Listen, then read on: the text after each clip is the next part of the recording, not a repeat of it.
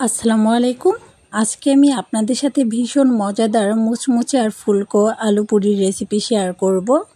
যেহেতু আলু পুরি তাই বুঝে গেছেন ঘরে থাকা সাধারণ কিছু উপকরণ দিয়ে হয়ে যাবে ঝটপট তৈরি এই মজাদার আলু পুরি।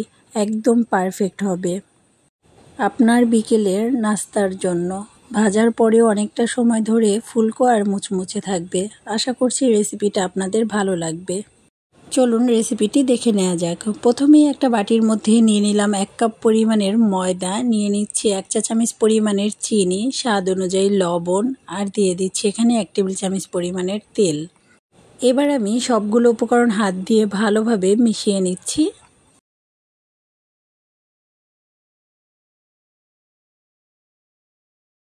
মিশিয়ে নেওয়া হয়ে গেছে। এবার আমি অল্প অল্প করে দিয়ে নর্মাল পানি দিয়ে একটা ডো মেখে নেব।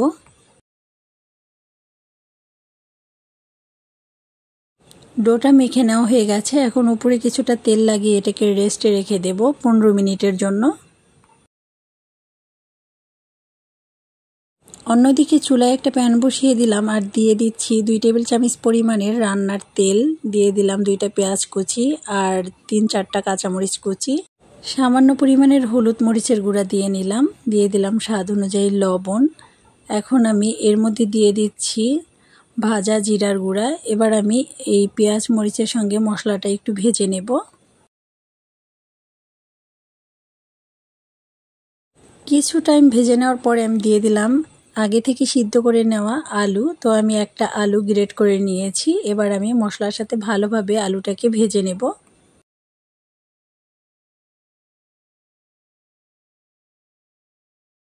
এরই মাঝে কিন্তু আলু পুরির পুরটা রেডি হয়ে গেছে। এবার আমি একটা সাইডে রেখে দিচ্ছি। অন্যদিকে যেই ডোটা আমি মথে নিয়েছিলাম ওইটা আবার কিছুক্ষণ এভাবে হাত দিয়ে মথে নিতে হবে।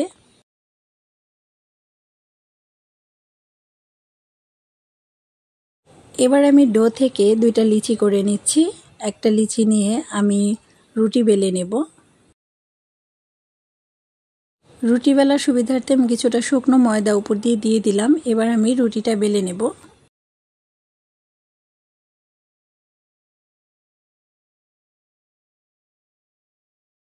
খুব বেশি মোটা বা পাতলা হবে না রুটিটা। রুটি বেলেনো হয়ে গেছে। এবার কেটে নিচ্ছি একটা স্টিলের গ্লাস দিয়ে। সাইডের যে এক্সট্রা অংশ আছে এটা আমি আবার রুটি বেলে নেব। এখন আমি একটা ডিজাইন করে নিচ্ছি একটা ছুরির সাহায্যে, এভাবে লম্বালম্বি করে। আর এইভাবে ডিজাইন করে নিলে কিন্তু দেখতে ভালো লাগে। এবার আমি আলুর পুরটা দিয়ে দিচ্ছি আর সব সাইডে পানি লাগিয়ে আমি আরও একটা রুটি দিয়ে দিলাম। এভাবে চেপে চেপে আটকিয়ে দিতে হবে। একটা কাঁটা চামচের সাহায্যে আমি এভাবে ডিজাইন করে নিচ্ছি আর এটা দেখতে কিন্তু খুব সুন্দর হবে। সবগুলো বানিয়ে নিয়েছি, এবার ভেজে নিচ্ছি। ভাজার জন্য চুলায় একটা প্যানে পরিমাণ মতো তেল গরম করে নিয়েছি, তারপরে এক এক করে দিয়ে দিচ্ছি আর চুলার আঁচটা মিডিয়ামে রাখতে হবে।